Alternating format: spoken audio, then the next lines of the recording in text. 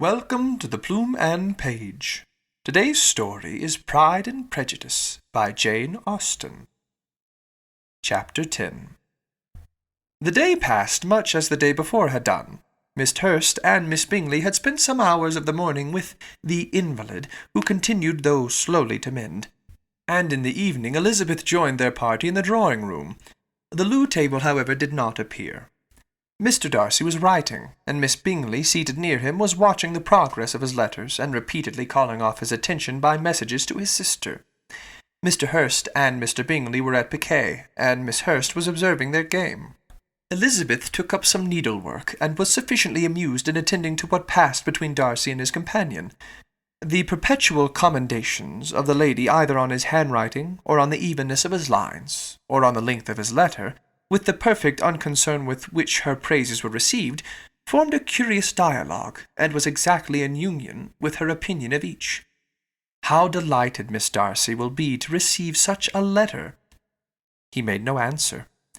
You write uncommonly fast. You are mistaken. I write rather slowly. How many letters you must have occasion to write in the course of a year! Letters of business, too. How odious I should think them! It is fortunate, then, that they fall to my lot instead of yours. Pray tell your sister that I long to see her. I have already told her so once by your desire. I am afraid you do not like your pen. Let me mend it for you. I mend pens remarkably well. Thank you, but I always mend my own. How can you contrive to write so even? He was silent. Tell your sister I am delighted to hear of her improvement on the harp, and pray let her know that I am quite in raptures with her beautiful little design for a table, and I think it infinitely superior to Miss Grantley's. Will you give me leave to defer your raptures till I write again? At present I have not room to do them justice. Oh, it is of no consequence. I shall see her in January. But do you always write such charming long letters to her, Mr. Darcy? They are generally long, but whether always charming it is not for me to determine. It is a rule with me that a person who can write a long letter with ease cannot write ill. That will not do for a compliment to Darcy, Caroline, cried her brother, because he does not write with ease. He studies too much for words of 4 syllables. Do you not, Darcy?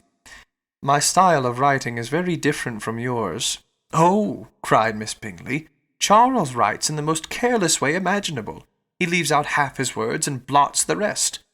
My ideas flow so rapidly that I have not time to express them, by which means my letters sometimes convey no ideas at all to my correspondents. Your humility, Mr. Bingley, said Elizabeth, must disarm reproof. Nothing is more deceitful, said Darcy, than the appearance of humility. It is often only carelessness of opinion, and sometimes an indirect boast. And which of the two do you call my little recent piece of modesty? The indirect boast. For you are really proud of your defects in writing, because you consider them as proceeding from a rapidity of thought and carelessness of execution, which, if not estimable, you think at least highly interesting. The power of doing anything with quickness is always prized much by the possessor, and often without any attention to the imperfection of the performance. When you told Miss Bennet this morning that if you ever resolved upon quitting Netherfield you should be gone in 5 minutes, you meant it to be a sort of panegyric, of compliment to yourself. And yet, what is there so very laudable in a precipitance which must leave very necessary business undone, and can be of no real advantage to yourself or anyone else? Nay, cried Bingley, this is too much to remember at night all the foolish things that were said in the morning, and yet, upon my honour, I believe what I said of myself to be true, and I believe it at this moment. At least, therefore, I did not assume the character of needless precipitance merely to show off before the ladies. I dare say you believed it, but I am by no means convinced that you would be gone with such celerity. Your conduct would be quite as dependent on chance as that of any man, I know. And if, as you were mounting your horse, a friend were to say, Bingley, you had better stay till next week, you would probably do it. You would probably not go. And at another word, might stay a month. You have only proved by this, cried Elizabeth, that Mr. Bingley did not do justice to his own disposition. You have shown him off now much more than he did himself. "I am exceedingly gratified," said Bingley, "by your converting what my friend says into a compliment of the sweetness of my temper. But I am afraid you are giving it a turn which that gentleman did by no means intend, for he would certainly think better of me, if under such a circumstance I were to give a flat denial, and ride off as fast as I could. Would Mr. Darcy then consider the rashness of your original intentions as atoned for by your obstinacy in adhering to it? Upon my word, I cannot exactly explain the matter. Darcy must speak for himself. You expect me to account for opinions which you choose to call mine, by which I have never acknowledged. Allowing the case, however, to stand according to your representation, you must remember, Miss Bennet, that the friend who is supposed to desire his return to the house, and the delay of his plan, has merely desired it, asked it without offering one argument in favour of its propriety. To yield readily, easily, to the persuasion of a friend is no merit with you. To yield conviction is no compliment to the understanding of either. You appear to me, Mr. Darcy, to allow nothing for the influence of friendship and affection. A regard for the requester would often make one readily yield to a request, without wanting for arguments to reason one into it. I am not particularly speaking of such a case as you have supposed about Mr. Bingley. We may as well wait, perhaps, till the circumstance occurs before we discuss the discretion of his behaviour thereupon. But in general and ordinary cases, between friend and friend, where one of them is desired by the other to change a resolution of no very great moment, should you think ill of that person for complying with the desire without waiting to be argued into it? Will it not be advisable, before we proceed on this subject, to arrange with rather more precision the degree of importance which is to appertain to this request, as well as the degree of intimacy subsisting between the parties? By all means, cried Bingley. Let us hear all the peculiars, not forgetting their comparative height and size, for that will have more weight in the argument, Miss Bennet, than you may be aware of. I assure you that if Darcy were not such a great tall fellow, in comparison with myself, I should not pay him half so much deference. I declare I do not know a more awful object than Darcy, on particular occasions and in particular places, at his own house especially, and of a Sunday evening when he has nothing to do. Mr. Darcy smiled, but Elizabeth thought she could perceive that he was rather offended, and therefore checked her laugh. Miss Bingley warmly resented the indignity he had received, in an expostulation with her brother for taking such nonsense. I see your design, Bingley, said his friend. You dislike an argument, and want to silence this. Perhaps I do. Arguments are too much like disputes. If you and Miss Bennet will defer yours till I am out of the room, I shall be very thankful, and then you may say whatever you like of me. What you ask, said Elizabeth, is no sacrifice on my side, and Mr. Darcy had much better finish his letter. Mr. Darcy took her advice, and did finish his letter. When that business was over, he applied to Miss Bingley and Elizabeth for an indulgence of some music. Miss Bingley moved with some alacrity to the pianoforte, and after a polite request that Elizabeth would lead the way, which the other as politely and more earnestly negatived, she seated herself.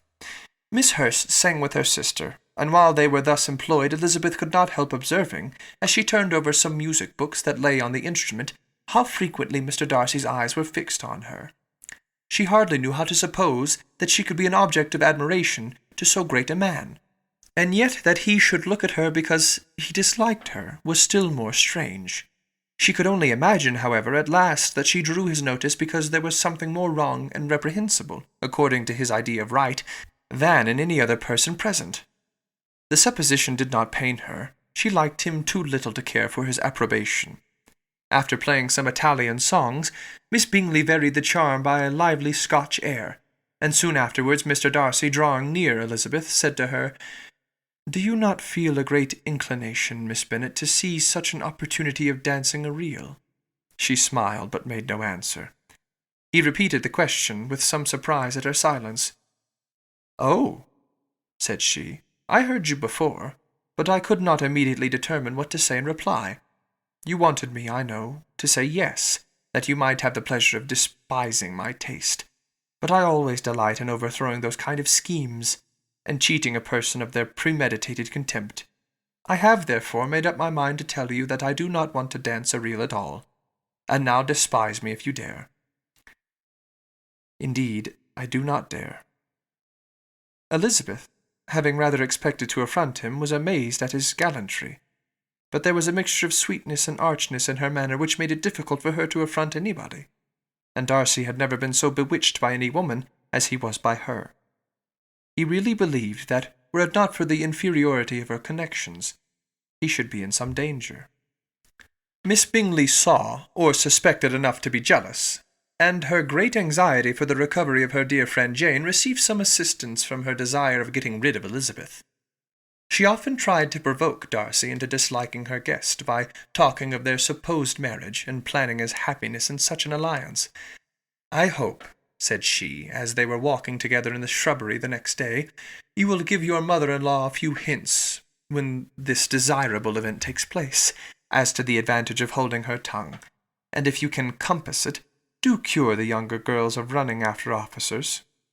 And, if I may mention so delicate a subject, endeavour to check that little something bordering on conceit and impertinence which your lady possesses. Have you anything else to propose for my domestic felicity?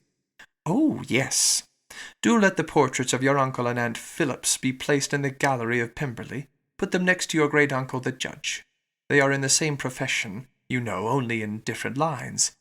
As for your Elizabeth's picture, you must not have it taken, for what painter could do justice to those beautiful eyes?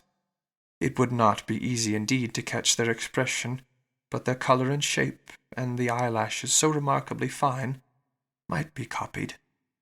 At that moment they were met from another walk by Miss Hurst and Elizabeth herself. "I did not know that you intended to walk," said Miss Bingley in some confusion, lest they had been overheard. "You used us abominably ill," answered Miss Hurst, "running away without telling us that you were coming out." Then taking the disengaged arm of Mr. Darcy, she left Elizabeth to walk by herself. The path just admitted 3. Mr. Darcy felt their rudeness, and immediately said, "This walk is not wide enough for our party. We had better go into the avenue." But Elizabeth, who had not the least inclination to remain with them, laughingly answered, "No, no, stay where you are. You are charmingly grouped, and appear to uncommon advantage. The picturesque would be spoilt by admitting a fourth. Good-bye." She then ran gaily off, rejoicing as she rambled about, in the hope of being at home again in a day or 2. Jane was already so much recovered as to intend leaving her room for a couple of hours that evening.